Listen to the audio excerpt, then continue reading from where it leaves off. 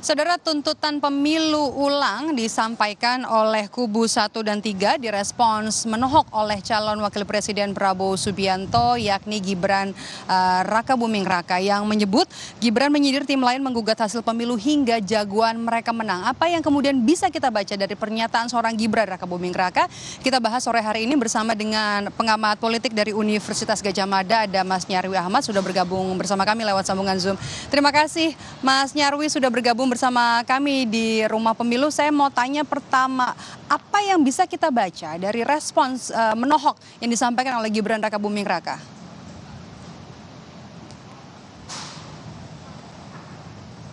Yang pertama saya lihat itu upaya dari ya, artinya kan Gibran juga merespon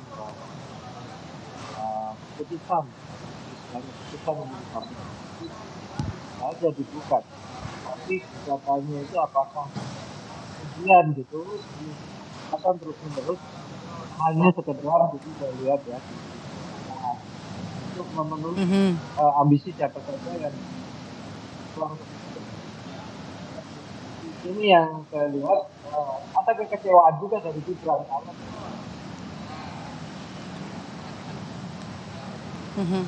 Oke. Mas Nyarwi, mohon maaf saya tidak bisa atau kurang jelas mendengar suara Anda. Kita akan sambil perbaiki komunikasi itu atau juga audio dari Mas Nyarwi Ahmad, dosen politik dari Universitas Gadjah Mada. Kita juga tertarik nih untuk membaca apa yang bisa kita baca, apa yang bisa kita lihat dari respon seorang Gibran Rakabuming Raka atas tuntutan atau juga gugatan dari kubu 1 dan juga kubu 3 yang kemudian meminta pemilu ulang tanpa pasangan Prabowo Gibran. Mas Nyarwi.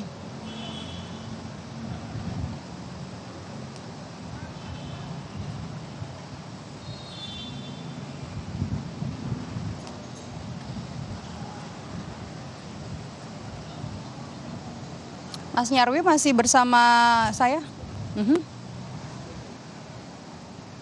Oke. Kita kembali bergabung bersama dengan Mas Nyarwi Ahmad, dosen atau pengamat politik dari Universitas Gadjah Mada. Mas Nyarwi, tadi kita terputus soal apa yang bisa kita baca atau apa yang bisa Anda baca soal pernyataan dari Gibran Rakabuming Raka ini?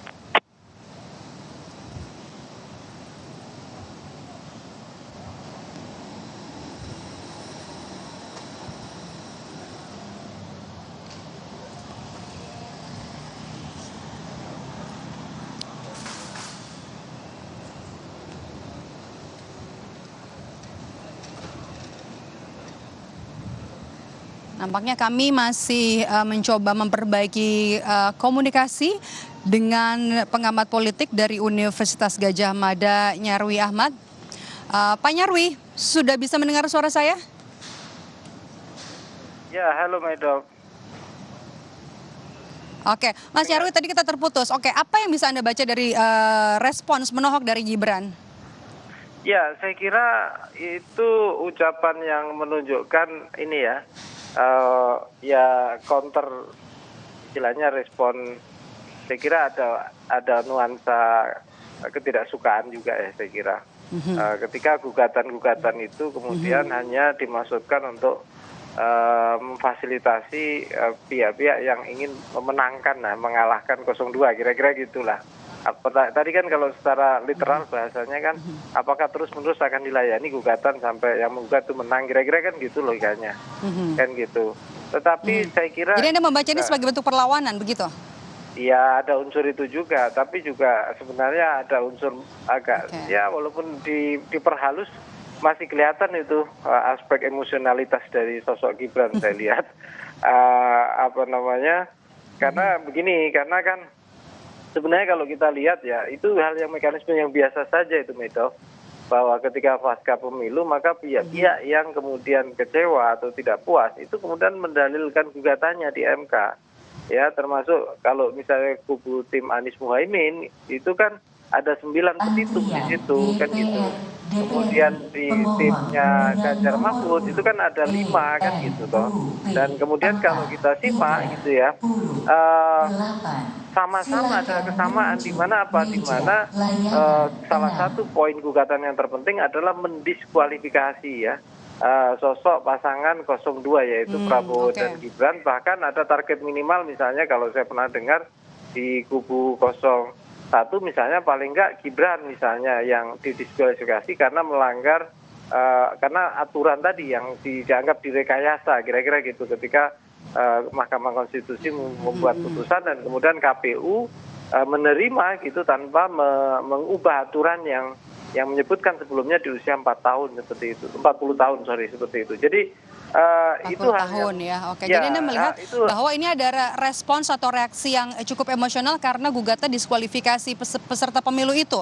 Meskipun juga ya. sebenarnya untuk pengajuan gugatan hasil Pilpres ini sebenarnya ada hal yang lazim ya begitu dilakukan setiap ada gelaran penyelenggaraan pemilu, kemudian juga hasilnya bisa digugat di Mahkamah Konstitusi.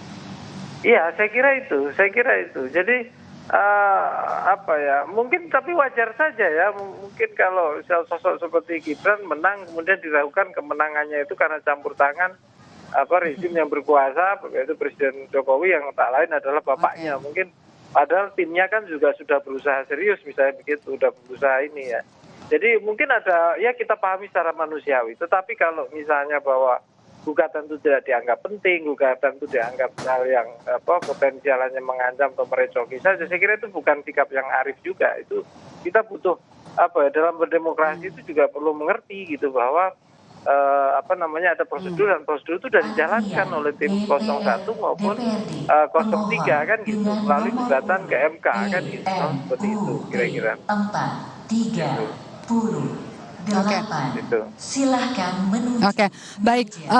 Mas Nyarwi, kalau nanti misalnya Mahkamah Konstitusi para hakimnya juga sudah memutus hasil sengketa Pilpres, menurut Anda, yang Anda baca, apakah nanti kemudian peta politik akan berubah secara signifikan?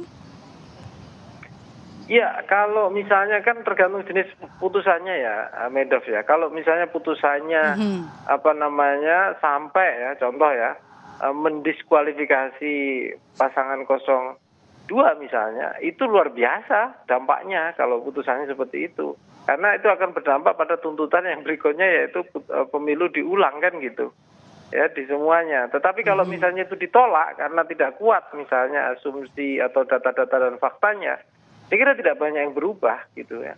Apalagi sekarang juga sudah banyak ya interaksi dan diskusi katakanlah antara kingmaker ya, saling kunjung ya antara Pak Prabowo dengan Pak Surya Paloh gitu ya. Kemudian bahkan di kemungkinan ada kunjungan-kunjungan antar tokoh yang lain dan itu kemungkinan juga akan ikut mengubah ya dan itu menjadi konteks di mana putusan ini sedang diproses oleh MK. Belum lagi kalau kita lihat itu soal hak angket ya. Hak angket kan kemarin sempat rame gitu ya di DPR tapi sekarang kan juga suara-suaranya juga udah mulai menurun. Saya nggak tahu apakah usulan itu yang diusulkan kemarin diproses apa belum ya di tahapannya oleh DPR. Dan dengan waktu yang sangat mepet gitu, apakah mungkin gitu ya meluncurkan juga hak angket? Saya kira putusan MK ini yang salah satu di antara hal yang penting ya.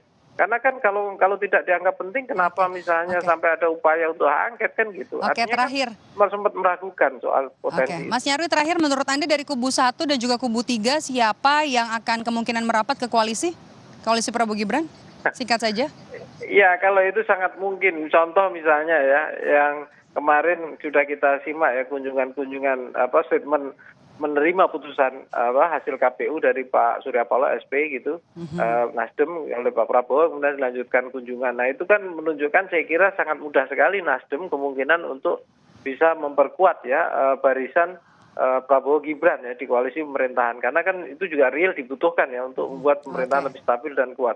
Terus kemudian di 01 saya lihat yang paling mudah tentu saja adalah P3. Karena P3 ini kan sedang ya partai yang sudah kehilangan payung kalau berdasar putusan KPU kemarin ya di parlemen paling enggak tidak lolos PT sehingga saya kira butuh kapal baru yang dari kawan-kawan lama khususnya di eksekutif yang itu bisa membantu dia untuk survive mengelola sebagai partai secara nasional. Yang itu 2029 sangat dibutuhkan itu Medov itu kira-kira. Jadi Nasdem sama P3 kira-kira. Kita tunggu nanti Karena dinamikanya bakal seperti apa nanti karena sidang perdana sengketa Pilpres 2024 masih akan kita tunggu besok, jadwalnya hari Rabu 27 Maret 2024 dan juga nanti akan disiarkan di Kompas TV. Terima kasih pengamat politik dari Universitas Gadjah Mada Nyarwi Ahmad. Sehat selalu Mas Nyarwi, terima kasih sudah bergabung bersama kami di program Rumah Pemilu.